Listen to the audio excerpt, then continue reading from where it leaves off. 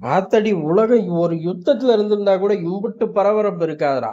Top to bottom அம்புட்டு நாட்டிலையும் பரபரப்பா இருக்கு. காரணம் ஒற்றை ஆளு ட்ரம்ப். ட்ரம்ப்போட ஃபர்ஸ்ட் டேர்ம் காட்டிலும் செகண்ட் டேர்ம் அப்படிங்கிறது அவனுங்களுக்கும் அதிர்ச்சி, நமக்கும் அதிர்ச்சி. ட்ரம்ப்புக்காச்சும் அதிர்ச்சி இல்லாம இருக்கான்னு கேட்டா அவருக்கும் அதிர்ச்சி. ஆமா, காரணம் என்ன அப்படின்னா, அண்ணன் அமெரிக்காவோட அதிபர், நானே சும்மாவே அண்ணன் அப்படின்னு ஊருக்குள்ள சொல்லிக்கிட்டு இருந்தேன். ஆனா திட்டமிட்டபடி எதுவுமே செய்ய முடியல. 10 விஷயம் திட்டமிட்டா அதுல 5 செய்யவே முடியல. 5 தான் செய்யறேன், ஆனா அதுக்கும் ஏகப்பட்ட சிக்கல். எல்லாம் தலை வணங்கி உத்தரவை ஏற்க மாட்டேறாங்களே அப்படின்னு வருத்தப்படுறாராமா. இது ஓன்ட்ட வந்து சொன்னாரா அப்படின்னு கேட்க கூடாது. என்கிட்ட சொல்லல, அவர் சகாகிட்ட சொல்லியிருக்காரு. அதுல ஒரு பையன் ஒட்டு கேட்டு பேரை சொல்லாம வந்து ஏஜென்சிகள் கிட்ட சொல்லிட்டான். ஆனா இப்ப நம்ம அதை பார்க்க போறது இல்ல. இந்த மனுஷன் இப்ப செஞ்சுக்கிட்டு இருக்க லூட்டிகளை தான் பார்க்க போறோம். இதுல ஈரான் மீது தடைகள் ரொம்ப நாள் கழிச்சு ஒரு வலுவான தடைகளை போட்டிருக்காரு. அதுல கொல்ல பய மாட்டிக்கிட்டோம். அத 2 நிமிஷம் கழிச்சு பார்ப்போம். முதல்ல ஈரான் கூட ஒரு பேச்சுவார்த்தை ஓடிக்கிட்டு இருக்கே அப்படின்னு கேட்டா ரொம்ப தீவிரமா ஓடுது, அணு ஆயுதம் சம்பந்தப்பட்ட பேச்சுவார்த்தை. ஆனா இந்த பேச்சுவார்த்தை முடிவு அப்படிங்கிறது ரொம்ப கஷ்டம். எப்படி ரஷ்யா உக்ரைன் யுத்தத்துல பேச்சுவார்த்தை அப்படின்னு உட்காரும்போது ரஷ்யா பிடிச்ச பிராந்தியங்கள் எனக்கு பஃபர் ஜோனை பத்தி பேசலாம், அதுல பெருந்தன்மையா நான் நடந்துக்குவேன், நிறைய பஃபர் ஜோனை விட்டு கொடுக்குறேன், கையெழுத்து போட்டு ஓடிப்போ அப்படின்னு சொல்லிதான் ஆரம்பிச்சிச்சு.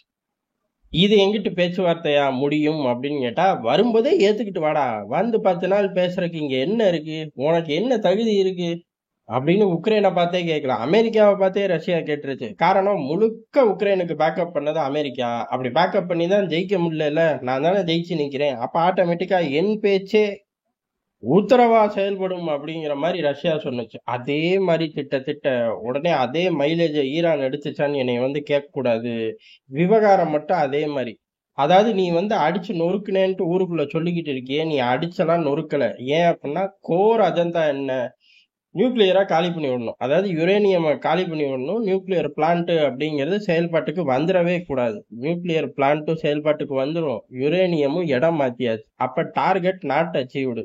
நீ ஆனா ஆபரேஷன் சக்சஸ்னு ஊருக்குள்ள சொல்லிக்கி தெரியற, சொல்லி தொலைச்சிக்க. நான் இங்க இருந்து சொன்னா ஒரு காதுலையும் கேட்காது, நீ அங்க இருந்து சொன்னா ஒட்டுமொத்த உலகமும் திருப்பி சொல்லுவாங்க. அது பூரா ஒரு பக்கம் இருக்கட்டும். ஆனா அடிச்சு நொறுக்குனேங்கிற பேர்ல நீ பாட்டு கட்டடங்களை சேதாரப்படுத்திட்ட, அதுக்கான நஷ்ட ஈட குடு.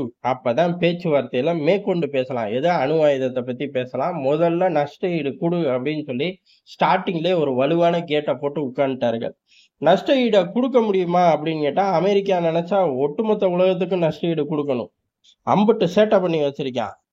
இவனுக்கு முன்னாடி ஒட்டுமொத்த உலகத்துக்கும் இன்னொரு பையன் நஷ்ட ஈடு கொடுக்கணும். அது சகுனி பிரிட்டனு, அந்த பையலே கொடுக்கல. அப்ப இந்த பையன் கொடுப்பானா? சத்தியமா கொடுக்க மாட்டான். ஆனா நஷ்ட ஈடு ஈரானுக்கு கொடுக்காம ஈரான் பேச்சுவார்த்தைக்குள்ள உட்காராது. சப்போஸ் நஷ்ட ஈடு கொடுத்தா இஸ்ரேலே காரிக்கிட்டு துப்புவான். அவனுக்கு பணத்தை கொடுக்கறதே நீ தான். கடைகளை உருப்படியா போட்டா அவனால இப்படி எந்திரிச்சு நிக்க முடியுமா, 12 நாள் என்னை தூக்கி போட்டு மிதிக்க முடியுமா அப்படிங்கிற மாதிரி இஸ்ரேலே கோவப்படும். உள்நாட்டுக்குள்ளே செனட்டு காங்கிரஸ்னு அம்புட்டு பயில பொங்குவாங்க. காரணம், போய் உருப்படியா அடிச்சுட்டு வர வக்கில்ல. அவன் பாரு பழைய மாதிரியே சுத்திக்கிட்டு இருக்கான். இன்டர்நேஷனல் வாட்ச்டாக் கேட்டா, அது 12 நாள்ல நியூக்ளியர் செஞ்சு விடுவான் பங்காளி அப்படின்னு சொல்லிட்டு கிளம்பி போறான். உங்க எல்லாரையும் நம்பி வேஸ்ட்ரா அப்படின்னு சொல்லி செனட் காங்கிரஸ் பொங்கிக்கிட்டு இருக்கு. இந்த நிலைமையில நஷ்ட ஈடை கொடுத்தா வாய்ப்பே கிடையாது. நஷ்ட ஈடு கொடுக்காம பொழைக்கவும் முடியாது. இந்த இடியாப்ப சிக்கல்ல இருந்து எப்படி தப்பிக்கிறது? இந்த இடியாப்ப சிக்கல்ல இருந்து தப்பிக்கிறதுக்கு ஈரான் மேல தடைகள் போடும். இப்ப பேச்சுவார்த்தையில வரும்போது தடையை நீக்குன்னு தான் மெயினா பேசணும். ஏன் அப்படின்னா, விழுந்த தடை அப்படிங்கிறது அவர்களோட கச்சா எண்ணெய் வர்த்தகத்துல உள்ள மெயின் பிளேயர் மேல விழுந்துருச்சு. அந்த ஒரு பையன் மேல தடைகளை போட்டு அவன் தொடர்புள்ள ஆட்கள் மேல தடைகளை போடுறேன் அப்படின்னு சொல்லி 15க்கும் மேற்பட்ட நபர்கள் மீது தடைகள். 15க்கும் மேற்பட்ட நபர்கள், அவனை சேர்த்துக்குவோம் 16 பைபிளை ஈரானுக்குள்ள தடைப்பட்டியல்ல கொண்டு வரும்போது ஆட்டோமேட்டிக்கா 100க்கும் மேற்பட்ட கம்பெனிகள் மாட்டுது உள்ள வெளியே அப்படின்னு. கப்பல் போக்குவரத்தை ஸ்தம்பிக்குது. எது? ஈரானோட கச்சா எண்ணெய் வர்த்தக போக்குவரத்தை ஸ்தம்பிக்குது. இதுல இந்தியால 6 கம்பெனி மாட்டுது. அது ஒரு ஓரமா இருக்கட்டும், பிரிட்டன்லயே மாட்டுது, பிரான்ஸ்ல மாட்டுது, ஜெர்மன்ல மாட்டுது. மாட்டாத இடம் அப்படிங்கிறது அமெரிக்கா மட்டும்தான். திட்டம் போட்டு தானே வேலை பார்ப்பாங்க. அதுல கொஞ்சம் கூட இவனுக்கு ஒரு பிட்டு சம்பந்தம் வந்திருந்தா கூட இந்த பட்டியலை வெளியிட்டு இருக்க மாட்டான். இவங்கிட்ட வரவு செலவு இல்லையாட்டுக்கு மற்ற ஒட்டுமொத்த உலக நாடுகள்லயும் வரவு செலவு இருக்கு. ஆட்டோமேட்டிக்கா இந்த தடை பட்டியல்ல அந்த நாடுகளோட கம்பெனிகளும் உள்ள வந்துருச்சு. இப்ப இந்த தடைகளை உடைக்கணும். இதானே ஈரானுக்குள்ள பிரைம் விஷயம். இதை நோக்கி பேச்சுவார்த்தைக்குள்ள வருவாங்க. நஷ்ட ஈட தள்ளி போடுவாங்க. இது ஒரு ரகம்.